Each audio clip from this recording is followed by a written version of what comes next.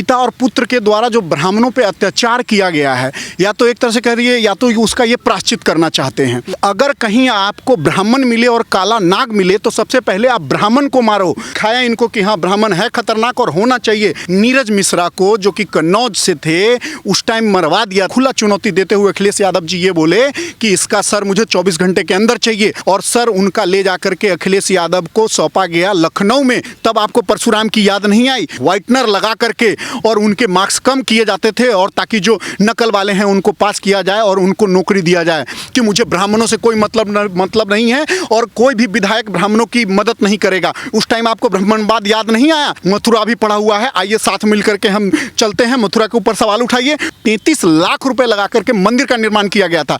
1 रुपए में 296 किलो चावल मिलते थे। कृष्ण प्रेम में, कृष्ण भक्ति में उन्होंने इतना बड़ा काम किया। मंदिर को तोड़ करके, मंदिर के ढांचों को तोड़ करके उसके ऊपर वो मस्जिद का वो ढांचा बनाया है। एक हिंदू हुए हैं, इनको तोड़ने का साजिश चलाया जा रहा है।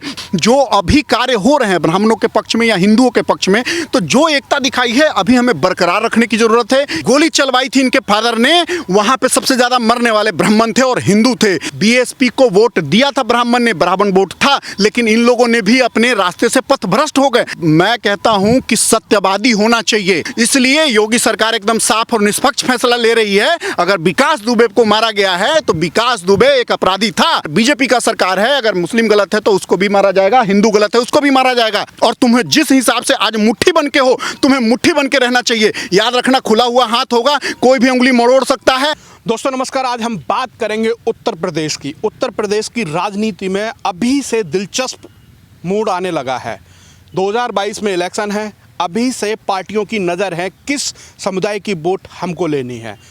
समुदाय छोड़ो, अब जातियों के ऊपर भी आ चुके हैं। अखिलेश यादव जी कह रहे हैं कि सबसे बड़ी मूर्ति लखनऊ के अंदर परशुराम जी की लगेगी, जिससे कि ब्राह्मणों के वोट मिल जाएं। विशेष चर्चा के लिए हमारे साथ धीरज पांडे जी हैं। पांडे जी, आप ब्राह्मण समाज से ही आते हैं जी। क्या लगता है कि परशुराम की मूर्ति लगाने मात्र से अखिलेश यादव को यूपी के ब्राह्मणों का वोट मिल जाएगा? देखिए, मुझे सबसे पहले इस फैसले का मैं स्वागत करता हूं तहे दिल से कि अगर ये ऐसा सोचते हैं, लेकिन इनका जो विचार है वो जग जाहिर है।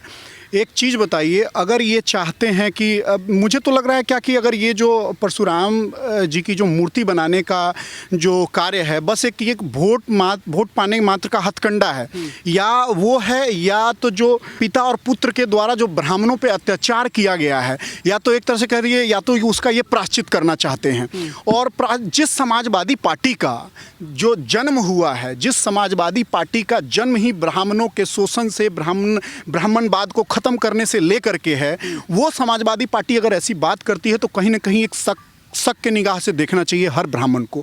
एक चीज़ मैं आपको बताता हूं कि जब समाजवादी पार्टी का गठन हुआ था, उस टाइम जो मुलायम सिंह यादव जी जो हैं, जो उनके कार्यकर्ता हुआ करते थे, जब वो वोट मांगने के लिए और कहीं जाते थे प्रचार प्रसार के लिए, तो उनको सिखाया जाता था कि अगर कहीं आपको ब्राह्मण मिले और काला नाग मिले तो सबसे पहले आप ब्राह्मण को मारो, ताकि काला नाग से भी खतरनाक ब्राह्मण है। और बिल्कुल ब्राह्मणों ने किया और दिखाया इनको कि हाँ ब्राह्मण है खतरनाक और होना चाहिए। ऐसे जो सोच रखने वाले हैं, एक चीज बताइए, और ठीक पिता के इसी कथनी को सही साबित करते हुए 2004 में अखिलेश यादव जी ने नीरज मिश्रा को, जो कि कन्नौज से थे, उस टाइम मरवा दिया था इनको। बस नीरज मिश्रा जी की इतनी गलती थी कि बिरहा के वहाँ पे ये जो चुनाव था, उस चुनाव में ये बूथ कैप्चरिंग के लिए पहुँचे थे अखिलेश यादव जी अपने पार्टी के कार्यकर्ताओं के साथ।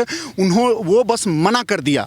उन्होंने मना करने के बाद उसको अखिलेश यादव जी ने धमकाया बहुत, लेकिन वो नहीं माने, जिसके कारण ये हुआ कि वहां सब के सामने में खुला चुनौती देते हुए अखिलेश यादव जी ये बोले कि इसका सर मुझे 24 घंटे के अंदर चाहिए, और बस वही हुआ।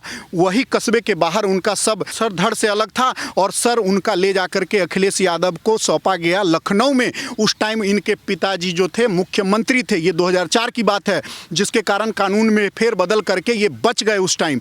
लेकिन मैं आपको बता दूं कि इस सब का जग जाहिर है, और यही मुलायम सिंह यादव जी ने 1-2 कांड नहीं नहीं किए हुए हैं। मैं आपको बता दूं कि मैं आपको बता दूं जिस टाइम मुलायम सिंह जी मुख्यमंत्री थे उससे पहले बहुत ही ब्राह्मण थे जो पढ़े लिखे भी थे, जो नौकरी भी पाते थे। लेकिन जब से मुलायम सिंह यादव की सरकार आई वो बस ये छल प्रपंच करके किसी तरह ब्राह्मणों को नीचा दिखा करके जो भी नौकरी पेशे हुआ करते थे हर जगह में वो अपनी जातिवाद घुसाने लग गए। हर जगह पे अपने जातिवाद को लेकर के वो अपने नौकरी देने लग गए। यहाँ तक कि जो पुलिस की विभाग की भर्ती हो, चाहे राजस्व विभाग की भर्ती हो या टीचर विभाग की भर्ती हो, वहाँ पे हर जगह ये घर घर में कॉलेज की फैक्ट्री खोल करके नकल का जाति प्रथा को आगे बढ़ाते हुए सबको अपने एक डिग्री दिया करते थे। और यहाँ तक कि बता दूं कि जहाँ भी कोई वो अप्लाई किया जाता था वहाँ पे ब्राह्मणों को हटा करके दबा करके हिंदुओं को, खास करके हिंदू ब्राह्मण से लेकर हर जाति तक को वो हटा करके क्या करता था, वहाँ पे व्हाइटनर लगा करके और उनके मार्क्स कम किए जाते थे और ताकि जो नकल वाले हैं उनको पास किया जाए और उनको नौकरी दिया जाए। तो तब आपको नहीं समझ आई, तब आपको परशुराम की याद नहीं आई। तो इस तरह के काफ़ी सारे घटने हैं, मैं आपको बता दूं इसी तरह के बहुत सारे घटने हैं जो होता आया है। और उसके बाद आप जान लीजिए ब्राह्मण समाज की लड़की इसी चीज़ का खुलासा करते हुए भी दुबे परिवार की लड़की आत्महत्या कर ली थी। तब आपको शर्म नहीं आई? आपको शर्म आनी चाहिए और उस टाइम आपको फैसला लेना चाहिए कि हाँ अब तो आँख खोलो। लेकिन उस टाइम उन्होंने आँख नहीं खोला। उसके बाद भी आपको याद होगा जिस टाइम अखिलेश जी मुख्यमंत्री थे उनके गृह क्षेत्र में ही एक ब्राह्मण परिवार के 4 को, यहाँ तक कि औरत को भी नहीं छोड़ा गया, नंगा करके पूरे गांव में घुमाया गया था। उस टाइम तुम्हें ब्राह्मणवाद नहीं दिखा? और तो इस तरह के कई सारे, मैं आपको बता दूं फैजाबाद का एक अकबर करके एक विधायक था जो कि साफ ब्राह्मण मोर्चा को बोल दिया था कि हमें ब्राह्मणों से कोई मतलब नहीं है। और उसके बाद में उसके बचाव में अखिलेश यादव जी साहब प्रेस कॉन्फ्रेंस करके बोले थे कि मुझे ब्राह्मणों से कोई मतलब नहीं है और कोई भी विधायक ब्राह्मणों की मदद नहीं करेगा। उस टाइम आपको ब्राह्मणवाद याद नहीं आया? तो आज आप ये कहते हैं कि परशुराम जी ब्राह्मण थे, भगवान राम क्षत्रिय थे और इस तरह करके भगवान कृष्ण जो थे वो यादव थे। इस तरह से ये संगठित ब्राह्मणों को आज भी तोड़ने का काम कर रहे हैं, जोड़ने का काम नहीं कर रहे हैं। अगर आपको जोड़ना ही है तो बहुत सारा चीज़ पड़ा हुआ है, मथुरा पड़ा हुआ है। ठीक है, आपने बीजेपी के ऊपर सवाल उठाए मंदिर के लिए, तो ठीक है आपके पास भी है, मथुरा भी पड़ा हुआ है। आइए साथ मिलकर के हम चलते हैं, मथुरा के ऊपर सवाल उठाइए। मथुरा की भी कहानी है, इन लोग ने इतना दिन तक राज किया है, कभी भी अगर ये ब्राह्मणों की सोचते, कभी भी हिंदुओं के सोचते, आज भी एक मथुरा के बारे में आवाज़ उठाएं, आज तक इन्होंने आवाज़ नहीं उठाया। आजकल आप लोग देख रहे होंगे कि एक ना ये जो मस्जिद है, जो मस्जिद का जो चित्र जो वायरल हो रहा है, उस मस्जिद, वो मथुरा का मस्जिद है जो 1949 में वो पिक्चर लिया गया है। उस पर साफ देखा जा सकता है कि चारों तरफ से मंदिर के पिलर थे, अब उसको ढक दिया गया है। मैं आपको उस मंदिर का हिस्ट्री बताता हूँ। आर्कियोलॉजिकल ऑफ इंडिया जो पुरातत्व विभाग है वो हमेशा से पढ़ाता आया है कि वहाँ पे एक कृष्ण जन्मभूमि था, एक भव्य कृष्ण जन्मभूमि था। और आर्कियोलॉजिकल डिपार्टमेंट का ही एक बोर्ड है जिसने साफ क्लियर कर दिया है। और ये मानना आज का नहीं है, ये मानना हजारों साल पूर्व का है। हजारों साल, मैं आपको बता दूं 1618 में वीरभद्र नामक एक राजा हुआ करते थे जो 1618 में 33 लाख रुपए लगा करके मंदिर का निर्माण किया गया था।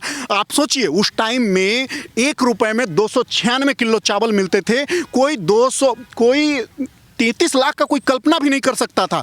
उस टाइम कृष्ण प्रेम में, कृष्ण भक्ति में उन्होंने इतना बड़ा काम किया। उसके बाद में ये बाबर जो आक्रमणकारी था, जो हिंदुस्तान पे आके आक्रमण किया और उसको कुछ लोग अपना बाप मानते हैं, तो मैं बता दूं ये 1670 की बात है जब वो आकर के मंदिर को तोड़ करके, मंदिर के ढांचों को तोड़ करके उसके ऊपर वो मस्जिद का वो ढांचा बनाया है। मैं आपको बता दूं अगर ये लोग इतने ही हैं चीज़, तो इस चीज़ को क्यों नहीं उठाते? और तब तक उसको अस्तित्व नहीं दिया गया। 1804 में ईस्ट इंडिया कंपनी के अंदर में आ गया था पूरा, मतलब ब्रिटिश के शासन में मथुरा आया था। तो ब्रिटिश के शासन में जब मथुरा आया था तो उस टाइम में ईस्ट इंडिया कंपनी उस ज़मीन की नीलामी की। उस टाइम में बड़े राजा हुआ करते थे ये बनारस के राजा, उन्होंने एक बैंकर थे वो, एक तरह से उनके बहुत बड़ा वर्चस्व था। राजा का नाम था पट्नीमल। उस टाइम 1804 में 45 लाख रुपए में खरीदा खरीदा था। उसके बाद में भी आक्रमणकारियों ने, जो मुस्लिम समाज वहाँ रहता है, उन्होंने इलाहाबाद हाई कोर्ट में केस दायर किया। इलाहाबाद हाई कोर्ट में मैं आपको बता दूं 1935 तक केस चला। 1935 में भी इलाहाबाद हाई कोर्ट ने राजा पट्नीमल के वंशज के पक्ष में फैसला सुनाया। उसके बाद भी वहाँ पे आक्रमणकारियों ने, या कह लीजिए जो लोकल मुस्लिम समुदाय है, उन्होंने मंदिर नहीं बनने दी। उसके बाद 1945 में 1945 या 1947 में बिरला ग्रुप के द्वारा खरीदा गया जमीन, और बिरला ग्रुप ने गुपचुप तरीके से मस्जिद की कमेटी से और बिरला ग्रुप के तहत समझौता करके जो मस्जिद का कोई अस्तित्व नहीं था उसको सरकारी कागजों में प्रमाण दे दिया गया, और उसको ये 1968 से मस्जिद को चालू कर दिया गया। एक चीज़ बता दूं मैं आपको, ना ही किसी हिंदू संगठन से उसमें राय लिया गया और ना ही लोकल जनता से कुछ उसमें पूछा गया, और एक यह फैसला थोप दिया गया, बाबर द्वारा किया गया कुकृत्य को एक मस्जिद का और स्थान दे दिया गया, और हमारे पूर्वज के द्वारा इतनी बड़ी उपलब्धि को छुपाई गई वहाँ पे, और हमारे ज़मीन को कब्जा करके एक छोटा सा टुकड़ा ब्राह्मणों को बस एक दे दिया गया, जहाँ पे बिरला ग्रुप के द्वारा एक आज का जो मंदिर है कृष्ण जन्मभूमि का, वो बनाया गया वहाँ पे। तो ये देखिए, ये चलते हुए आ रहे हैं। आओ, चलना है तो करना है तो आओ, इस मुद्दे पे आओ, लेकिन इस मुद्दे पे ये लोग कभी नहीं उठाएंगे। मैं आपको बता दूं, मायावती जी जो बोल रही हैं कि हाँ हमने परशुराम जी की हम डबल मूर्ति बनाएंगे। याद होगा जिस टाइम अखिलेश यादव और इसका ये मुलायम सिंह जी के यादव के से कुकृत्य मैं कहूँगा, और इतने सताए थे कि उस टाइम भाजपा सरकार बनाने के उसमें नहीं था, बहुमत में, तो मायावती जी बहुजन समाजवाद पार्टी ने एक नारा दिया था, चंदन तराजू तलवार। तो उस वो हिंदुओं के पक्ष में था, तो हिंदू लोग मिल करके उनको जिताया। उस टाइम भी मायावती जी ने उस हिसाब से काम नहीं किया, नहीं तो आज मायावती जी आगे रहती और मायावती जी के लिए आज भी समाज खड़ा रहता, लेकिन उस टाइम इन्होंने ध्यान नहीं दिया, एक भी मामला नहीं उठाया। आज जब ये राम मंदिर जो बीजेपी कहती आई है, जब वो कार्य कर लिया है, तब जब इन लोग का आँख खुला है कि नहीं हमें भी करना पड़ेगा अपने वादा के हिसाब से काम, तब ये आके बोल रहे हैं जी हम परशुराम जी का मंदिर बनवाएंगे, और आज जो एक कथित ब्राह्मण है उसको तोड़ने का कार्य कर रहे हैं। तो परशुराम जी ब्राह्मण थे, तो भगवान राम क्षत्रिय थे, और ये भगवान कृष्ण ग्वाला थे। ये सब एक सोची समझी साजिश है, और ये सब बस हिंदुओं जो आज एक हिंदू हुए हैं, इनको तोड़ने का साजिश चलाया जा रहा है। चाहे वो बीएसपी हो, चाहे वो समाजवादी पार्टी हो, सब ये एक ही टट्टे बट्टे हैं, और ये सब मिल करके ब्राह्मणों को जो एकता आई है उसको तोड़ने का कार्य कर रहे हैं और कुछ नहीं कर रहे हैं। सबसे बड़ा सवाल यहाँ पर यह खड़ा होता है कि भाजपा के संकल्प पत्र में था कि राम मंदिर हम बना करके देंगे। अभी इलेक्शन हुआ था, उस समय अखिलेश यादव पहले तक विष्णु भगवान का मंदिर बनवाएंगे बहुत बड़ा, अब विष्णु भगवान से परशुराम पर आ गए, और उसके बाद मायावती जी कह रही हैं कि ब्राह्मणों की वोटों में आप दखलंदाजी ना करें क्योंकि ब्राह्मण तो मेरी वोट बैंक है। तो अब क्या लगता है कि ये आपसी मतभेद है, ये क्या ब्राह्मण समाज को सिर्फ वोट बैंक की तरह समझ रहा है? जी देखिए, इनका एक ही फंडा है। आप पहले मैं ये समाजवादी पार्टी के बारे में बोलूँगा। इनका शुरुआत ही हुआ है ब्राह्मण शोषण से और ब्राह्मणवाद को ख़त्म करने से लेकर के। तो वो आदमी कैसे बात कर सकता है ब्राह्मणवाद को और हिंदूवाद को लेकर के?